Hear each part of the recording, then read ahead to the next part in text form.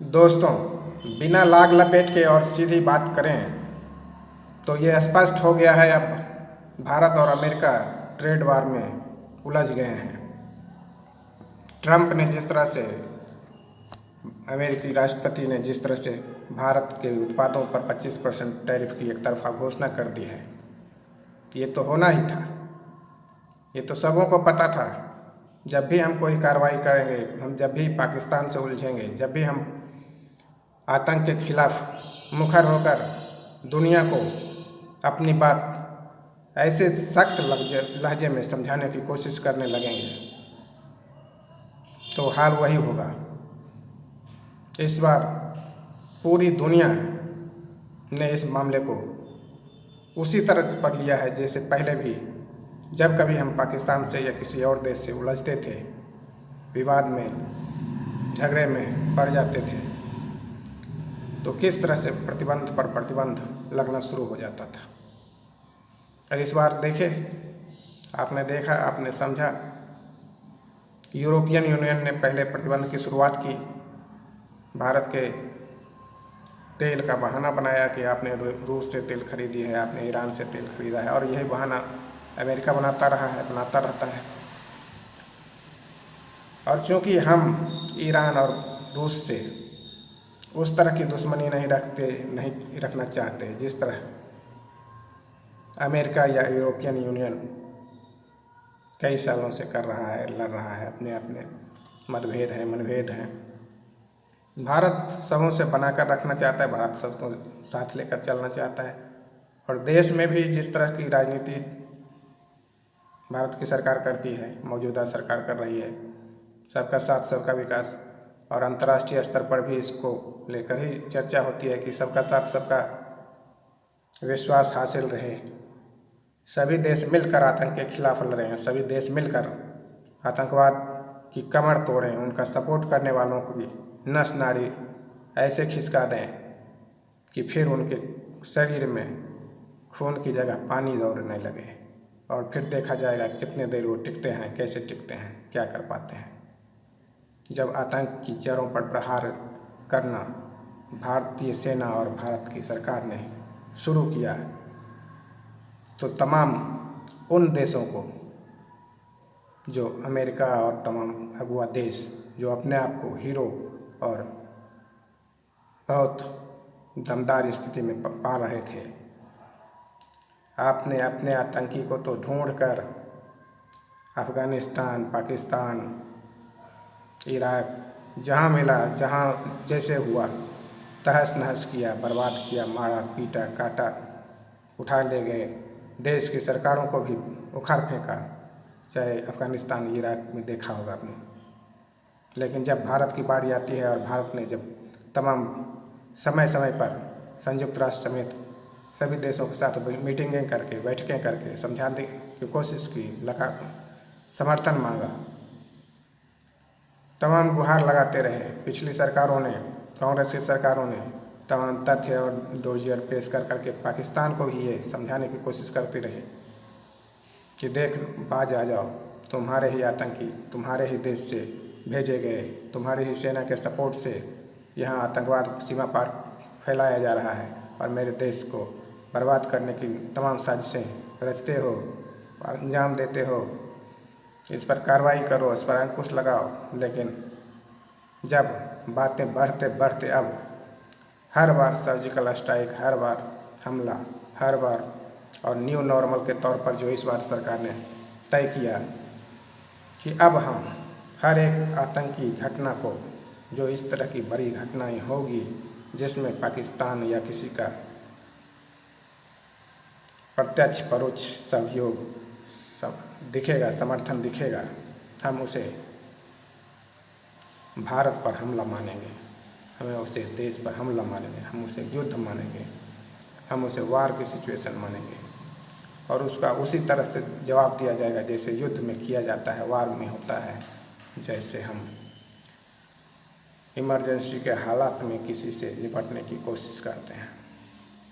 जाहिर है इस तरह के बातों को लेकर दुनिया भर में खलबली मच गई। अमेरिका जो पुरोधा बना रहता है, फिरता रहता है, क्या उसने कभी भारत के लिए किसी एक आतंकी को करवाकर हवाले करवाया?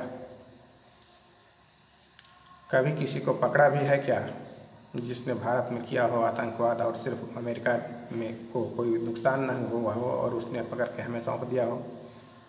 और तमाम कई लोग को तो ब्रिटेन जैसे देश और कई देश शरण देते हैं जो आतंक फैलाकर भारत से, कनाडा जैसे देश और कई देश जो भारत में आतंक फैला रहे हैं, आतंकी गतिविधियों को प्रश्रय दे रहे हैं और उन देशों को वो शरण दे रहे हैं, उनको वहाँ फलने फूलने का मौका दे रहे हैं।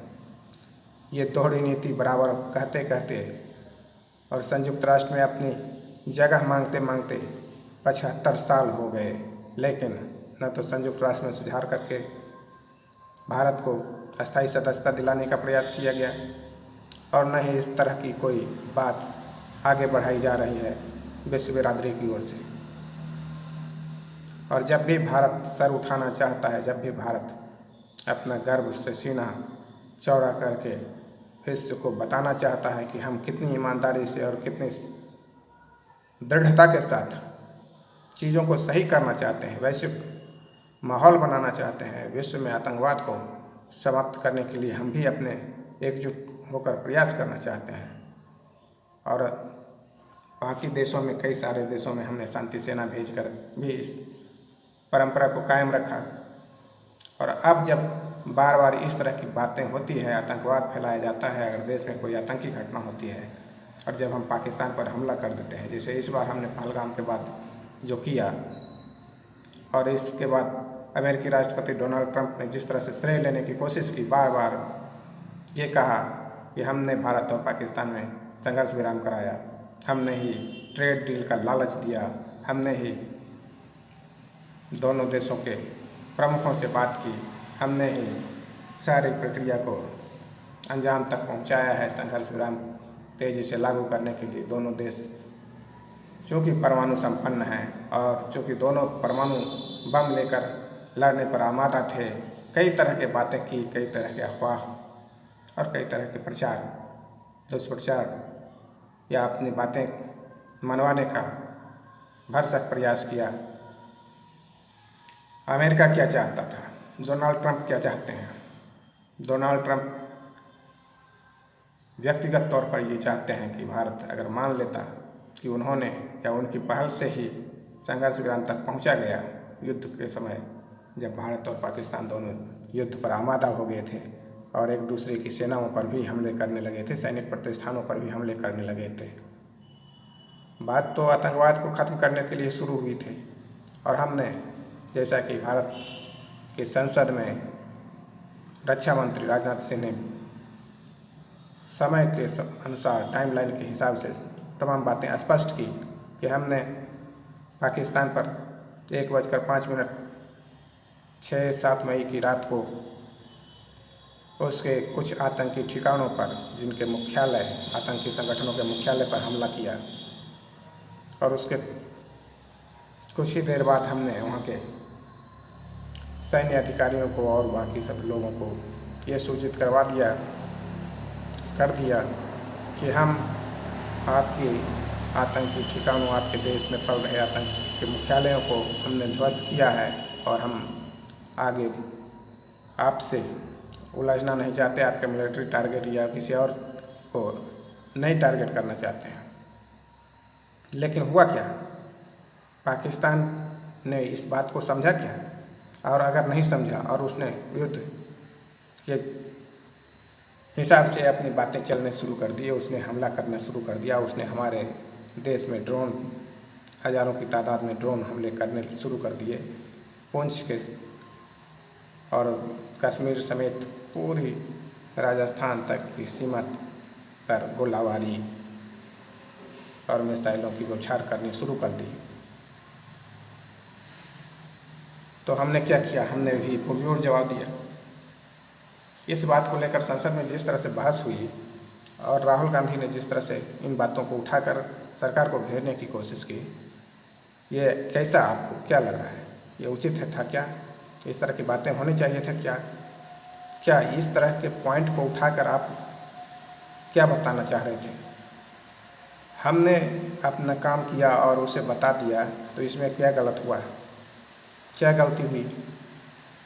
हमने तो सिर्फ आतंकी ठिकानों को टारगेट किया और उसे बता भी दिया कि हमने तुम्हारे देश में पल रहे आतंकी ठिकानों को तबाह किया है और आपसे युद्ध करने का कोई इरादा नहीं है।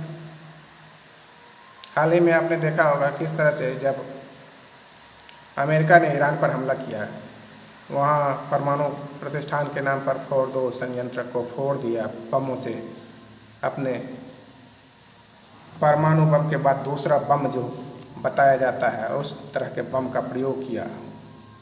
इतने बड़े बम का प्रयोग ईरान में आकर, जब ईरान और इजराइल लड़ रहे थे, अमेरिका ने आकर ईरान के परमाणु संयंत्र पर इतना भारी बम पर पटका, बम फोड़ा। और उसके बाद जब ईरान ने कहकर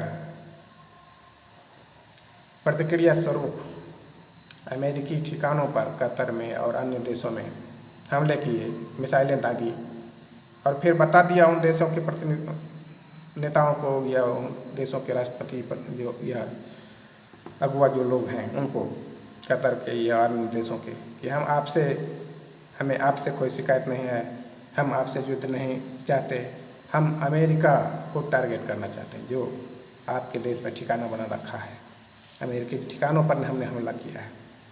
वही तो हमने किया। हमने भी पाकिस्तान को बताया कि हम आपके देश में आतंकी ठिकाने जो हैं उन्हीं टारगेट किए हैं। सिर्फ उन्हीं आतंकी हमलों ठिकानों को, मुख्यालयों को, जो आतंकी संगठन हमारे देश में आतंकवाद फैला रहे हैं, मार काट मचा रहे हैं, दंगे फैलाने की साजिश कर रहे हैं और ऐसी ऐसी घटनाओं को अंजाम देते हैं जिन्हें विश्व आतंकवाद मानता है, समझता है। और तमाम देशों ने प्रतिबंध भी लगा रखे हैं उन संगठनों पर। उनके मुख्यालय क्यों पाकिस्तान में थे? पाकिस्तान सरकार क्या कर रही थी? पाकिस्तान की सेना उससे क्यों नहीं निपट पा रही है? और वो भारत से उलझने की दुस्साहस और कोशिश बार बार क्यों करना चाहती है? तो जाहिर है हमने सही किया और इस बात को मुद्दा बनाने की कोई ज़रूरत ही नहीं थी संसद में। लेकिन फिर भी राहुल गांधी ने इन बातों में इंटरेस्ट लिया। ये कोई बात नहीं हुई। क्या हमने फिर प्रतिवाद नहीं किया? हमने प्रतिघात नहीं किया? जब पाकिस्तान की सेना ने हमला किया तो हमने तुरंत उसका जवाब दिया। उनके कई सारे एयरबेस ध्वस्त किए। तो एक्शन देखना चाहिए था, रिएक्शन देखना चाहिए था। सिर्फ इस बात को कि आपने कह दिया, आपने बता दिया, जिससे उनके मनोबल बढ़ गए और उन्होंने फिर से जोरदार हमला शुरू कर दिया, क्योंकि उनको लगा कि आप लड़ने के मूड में नहीं हैं, आप लड़ने को लिए तैयार नहीं हैं, आप पीछे भाग रहे हैं। ऐसा हुआ? ऐसा किया गया क्या? ऐसा हुआ क्या? क्या ऐसा दिखा आपको?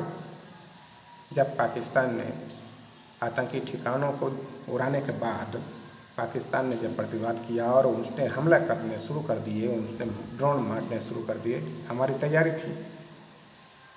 हमने उसे रोका, उसका बचाव किया और फिर हमने भी जोरदार हमले शुरू किए। हमने भी ब्रह्मोस मिसाइलें दागनी शुरू की, उनके कई सारे एयरबेस ध्वस्त किए, उनके एयर स्ट्रिप तोड़े। और तब किस तरह से उसने अपने यात्री विमानों की आड़ लेनी चाहिए मदद के लिए, बचाव के लिए, अपने सेना के बचाव के लिए, अपने सैन्य ठिकानों के बचाव के लिए। सारी दुनिया ने देखा, सबने देखा समझा, सारे सैटेलाइटों से सभी देश देख रहे थे। चाइना, अमेरिका, जो भारत में बड़ा कारोबार भी करना चाहते हैं, भारत के लोगों से पैसे भी कमाना चाहते हैं, यहाँ भारत को सोने की चिड़िया मानकर अभी भी लूटा जा रहा है। और फिर इनकी दुष्टता देखिए, इनके मन की मनोवृत्ति देखिए, ये कितने दुष्ट और कितने बड़े शातिर और चालाक लोमड़ी हैं। चाइना, अमेरिका भारतीयों से कमा रहे हैं, भारतीयों के साथ बिजनेस करके, भारत में कारोबार करके अरबों डॉलर रोजाना सालाना कमाई कर रहे हैं और सोने की चिड़िया समझ रहे हैं। और इसी सोने की चिड़िया, सोने के अंडे देने वाली चिड़िया को, इसका गला भी मरोड़ना चाहते हैं। क्या दोनों काम साथ साथ करोगे तो तुम्हारे लिए भी घातक होगा। तुम भी टिक नहीं पाओगे, बर्बाद हो जाओगे। अगर भारत अपने पर आ जाएगा और सिर्फ, तो खैर इन बातों पर बाद में फिर चर्चा करेंगे। फिलहाल ट्रेड डील की बात करते हैं। जब ट्रेड डील में अमेरिका ने एक तरफा देखा कि जब हमें संसद में भी रिकॉग्नाइज नहीं किया, प्रधानमंत्री नरेंद्र मोदी ने नहीं कहा कभी कि अमेरिकी राष्ट्रपति जो बार बार ट्वीट करके और तमाम मीडिया प्रेस कॉन्फ्रेंस में बता रहे हैं कि हमने भारत और पाकिस्तान के बीच संघर्ष विराम कराया, हमने दखल दी, हमने उन्हें ट्रेड का लालच दिया, ये तमाम बातें इनका ये कोई औचित्य नहीं है, ये बिल्कुल निराधार हैं। कहीं कोई बात नहीं हुई, कहीं कोई इस तरह का संपर्क कभी हुआ ही नहीं दोनों देशों के बीच, और इस मुद्दे पर कोई चर्चा ही नहीं हुई। हाँ, भारत के प्रधानमंत्री ने इतना ज़रूर कहा कि हाँ, अमेरिका के उपराष्ट्रपति ने ज़रूर उन्हें फ़ोन किया, वो बार बार फ़ोन लगा रहे थे, वो घंटे भर से फ़ोन लगाने की कोशिश कर रहे थे, हमसे बात नहीं हो पा रही थी। हम आपात बैठक में बैठे हुए थे सेना के अधिकारियों के साथ, क्योंकि उस समय युद्ध चल रहा था पाकिस्तान से और उसकी रणनीति बन रही थी। जाहिर है बातें सही है और तथ्यपरक हैं, कहीं कोई गुरज नहीं है, और पूरी स्पष्टता के साथ जब ये बातें प्रधानमंत्री कह रहे हैं और उन्होंने कहा कि जे.डी. वेंस जो अमेरिका के उपराष्ट्रपति हैं, उन्होंने ज़रूर बात की, उनसे बात हुई और उन्होंने ये बताने की कोशिश की, उन्होंने ये सूचना देने की कोशिश की, उन्होंने ये कह रहे थे कि पाकिस्तान बड़े हमले की तैयारी कर रहा है और यही हम आपको बताना चाह रहे हैं। भारत के प्रधानमंत्री ने स्पष्ट कर दिया कि अगर पाकिस्तान बड़े हमले करेगा तो हम उससे भी बड़े हमले करेंगे, उसके लिए हम तैयार हैं। अमेरिका हो सकता है पाकिस्तान के पक्ष में कुछ कहना चाह रहा होगा, या पाकिस्तान के हमले की धमकी या उसके न्यूक्लियर हमले की धमकी को अब हम तक पहुंचाकर, भारत तक पहुंचाकर, भारत के प्रधानमंत्री को बताकर ये चाहता होगा कि भारत के प्रधानमंत्री भी हमसे सपोर्ट की उम्मीद करें, बात करें, आशा करें, जताएं, या कुछ ऐसी बातें करें जिससे हमें लगे कि हाँ, हमारी भूमिका बन सकती है और हम यहाँ पर दोनों देशों के बीच कुछ न कुछ जगह पा सकते हैं।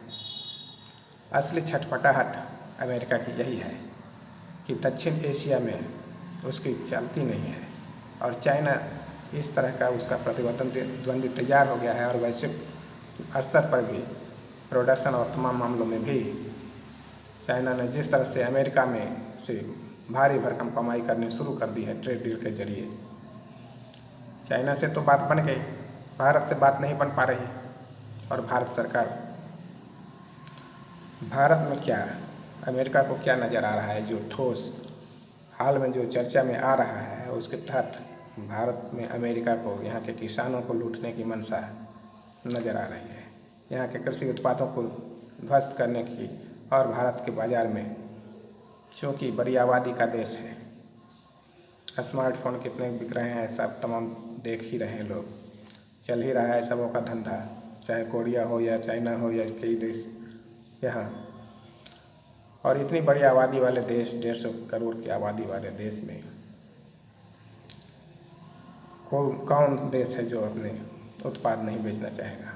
और अमेरिका अपने कृषि उत्पादों को खास करके भारत में बेचना चाह रहा है। भारत सरकार तो खुद कृषि प्रधान देश है और भारत सरकार को किसानों के लिए काम करने को मजबूर है।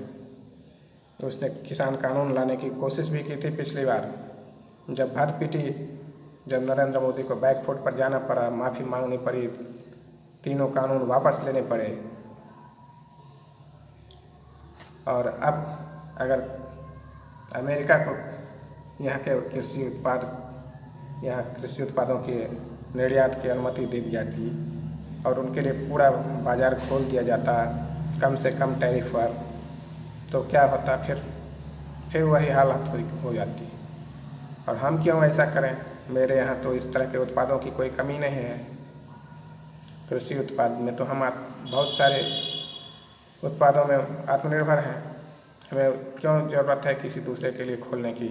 इससे तमाम रोज़गार भी हैं, लघु उद्योग, के क्षेत्र में या सब्जी के क्षेत्र में बहुत सारे जो कृषि से जुड़े क्षेत्र हैं जिनमें हमारे यहाँ करोड़ों रोजगार भी हैं और हम आत्मनिर्भर भी हैं। हम बहुत सारे उत्पाद, हमें विदेशी उत्पादों की इस तरफ ज़रूरत भी नहीं है, तो हम क्यों खोल लें। हाँ, कुछ इलेक्ट्रॉनिक्स चीज़ें हैं जिनको हम मैन्युफैक्चर नहीं कर पाते हैं, हमारे यहाँ उस तरह की टेक्नोलॉजी या उतने बड़े संसाधन या उस तरह का कोई परिवेश नहीं है, तो हम उन्हें स्वीकार करते हैं और वो लोग आके यहाँ अपने धंधा चला रहे हैं। तो यही बात है ट्रेड डील को लेकर। ट्रेड डील का जिस तरह से झांसा देना चाहते थे अमेरिका के राष्ट्रपति और संघर्ष विराम का श्रेय लेना चाहते थे अपने आप को नोबेल पुरस्कार पाने के लिए, सारी मंशा पर जब पानी फिरता नजर आया और जब भारत की संसद में ये बात स्पष्ट हो गई कि अब उन्हें कोई श्रेय या उन्हें कोई सपोर्ट या उस मामले में कोई उस तरह की बयानबाजी सामने भारत से नहीं आई, भारत नहीं कर रहा, तब उन्होंने असली रंग में दिखाना शुरू कर दिया। हर बार यही होता है। जब गैट आया था, हमें याद है शुरुआती में हम जब कॉलेज के दिनों में थे, उस समय general agreement of tariff and trade GATT नाम से बनाया गया था विश्व बिरादरी के लिए कि तमाम देशों को उसमें शामिल किया जाएगा। WTO तो बाद में बना, वर्ल्ड ट्रेड ऑर्गेनाइजेशन बाद में बना, पहले गैट एग्रीमेंट के लिए आया था और उस समय तमाम देशों के प्रधानमंत्री, भारत के प्रधानमंत्री ने भी उस पर रिजेक्शन किया था। हमने अस्वीकार कर दिया था। हमने कहा कि इस तरह के एग्रीमेंट की हमें हमारे क्षेत्र में, हमारे देश में कोई ज़रूरत नहीं है। लेकिन धीरे धीरे चीज़ें खुलती गई और आने लगी, तमाम तरह के उत्पाद देश में प्रवेश कर गए और सभी देशों में हमने भी व्यापार शुरू किया भरसक जितना हर कोशिश हो रही है। हाँ, ये है कि भारत सरकार ने इस दिशा में बहुत ज़्यादा काम नहीं किया। हम प्रोडक्शन में बहुत पीछे हैं और इसलिए भी हमारे रुपये की कीमत गिरती जाती है निरंतर। पूरी प्लानिंग के साथ और पूरी प्रतिबद्धता के साथ भ्रष्टाचार मुक्त होकर अगर हम उस तरह की रणनीति बनाकर लोगों को रोजगार से और प्रोडक्शन बढ़ाने पर फोकस करते हुए नीतियों को तय करेंगे और बढ़ाएंगे, तब हो सकता है, और अगर वो इम्प्लीमेंट हो जाए सही तरीके से, तो हम बहुत सारी चीज़ों को दूर कर सकते हैं, उससे निपट सकते हैं, बहुत सारी समस्याएं दूर हो सकती हैं।